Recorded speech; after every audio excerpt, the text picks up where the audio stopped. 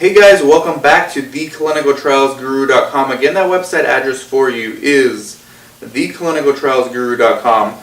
So today, sometimes I answer viewer questions or viewer emails or just people who send in their questions or emails. Maybe they listen on the podcast. But today I'm actually coming up with a topic that me and one of my colleagues actually discovered. And actually it was my colleague that discovered it, but told me that it would make an excellent video topic.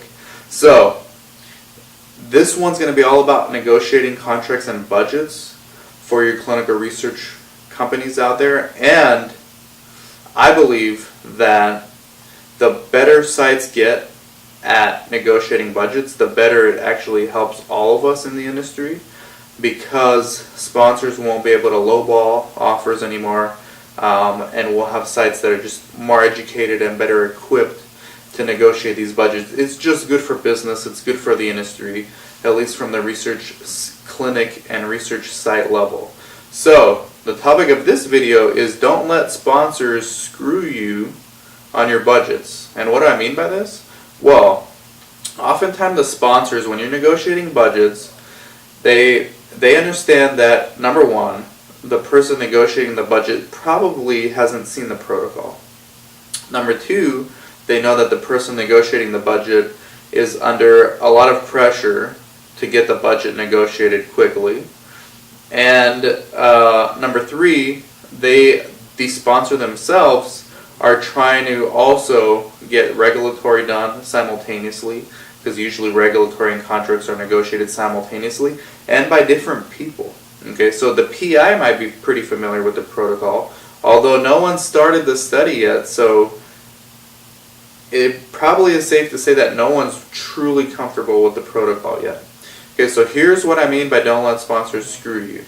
So it's happened on several occasions actually at various clinics. A site gets a budget, the person looks at the budget and replies back, alright, we want to negotiate these items. They go back and forth, they agree on something, then the site says, actually, you know what, I would be very happy if you increased everything by 10%. I think that would actually solve a lot of our problems. So the sponsor says, okay, we'll do it. They send back the budget. It's not exactly at 10%, but it's close enough. It's like up by 7%. So the site says, okay, we'll take it, right? But what the site doesn't know is that what the sponsor actually did, they didn't increase the budget by 10%. They added an item that they know is not going to be part of the study.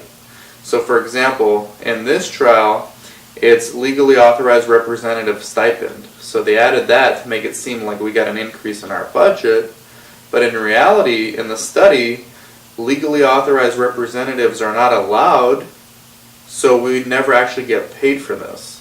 So it's kind of like a sneaky way for them to say, okay, your budget's increased, but then when you really look at it and you really pay attention, you say, wait, it's not. And if you're not familiar with the protocol, you just assume that the LAR is standard for the study.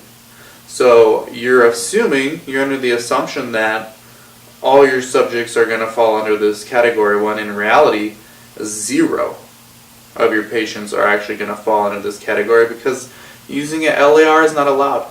So the point is not to go looking in your contracts for LAR fee, okay? That's irrelevant to this conversation. What I'm telling you to do is be very careful, go through the budget line by line, and compare it with the schedule of events from the protocol. Is there anything in the budget that is not on the schedule of events that is a line item?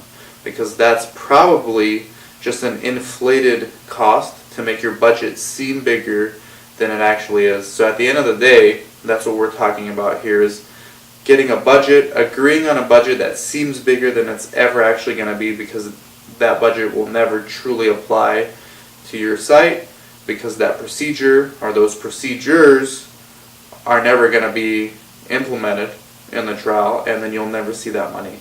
So you negotiated phantom money because those line items don't actually exist in the protocol. So We're just going to have to get better as research clinics at paying attention to the protocol and the budget and putting them together, even though we may have different departments for that. We need to work together, communicate together, and I encourage everyone to go to my LinkedIn group, and I'm going to start a topic. I'm going to start a conversation around this topic today. It's the Clinical Trials Guru Leaders, and I'd like to hear from all of you guys regarding this issue, right? And I want to see if anyone else has dealt with this or similar issue in the past. Thanks for watching. Make sure you subscribe everywhere. Please subscribe. And Dan at theclinicaltrialsguru.com. Take care.